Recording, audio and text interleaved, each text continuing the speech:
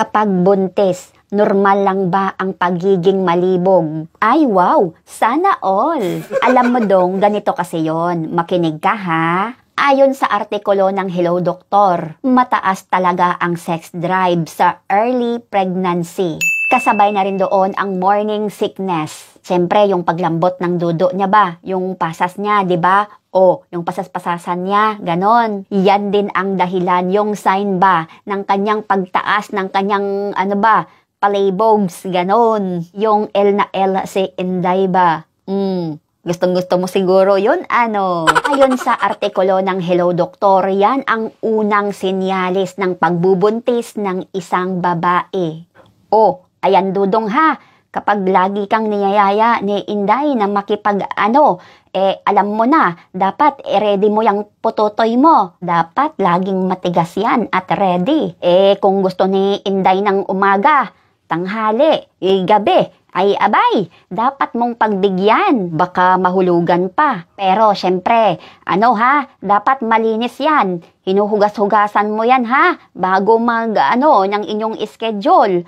Alam mo na, di ba? O, kapag katabi mo na siya, malamang sa malamang, meron talagang may may mangyayari talaga. Kaya dapat laging aware sa paglinis. Yung betlog, dapat hugas-hugasan yung ganun ha.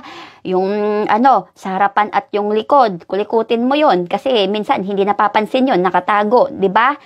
Tapos yung kailangan din yung pututoy mo, hugas-hugasan mo din yan. Lalo na't pag mahaba palay, abay, nako dudong, kailangan mong sabunan yan ng Safeguard. O kahit Bioderm, pwede din. Bareta, kung walang budget, pwede din. Basta importante, masabunan. At syempre, banlawan mo ng maigi at natural. Ayaw ni Inday, talagang hindi niya kakainin yan pag may amoy. Malang saba, ganon. Kaya naman kung gusto mong galawin ni Inday yan, nako, kailangan maging malinis yan. Para naman makain niya ng bongga yan, Alam mo naman, buntis, di ba? Alam mo na. Ayan dudong ha, alam mo na. Normal lang yan sa babae kapag nagbubuntis, kung siya palagi nagyayaya.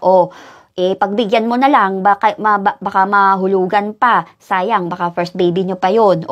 Okay lang yan, normal lang yan sa mga babaeng nagdadalang tao. Kaya kung panay yung nyaya niya sa'yo, pagbigyan mo na. Basta ang importante, ready mo yung pututoy mo. Dapat laging ready yan ha. Laging, on the go. Huwag palambot-lambot. Kasi baka magtampo si Inday kapag ayaw na yung tumayo. Kailangan maging bato yan. Bato na parang matigas na bato, di ba? Mas maganda kasi kapag ganun. Mas lalong maging masaya si Inday kapag nakikita yung galit na iyan. Mabilis talaga tumaas ang hormone level sa unang trimester. So, ayun lamang, maraming salamat. At syempre, lagi kong sinasabi dito, always honor your wife, love your wife, respect your wife.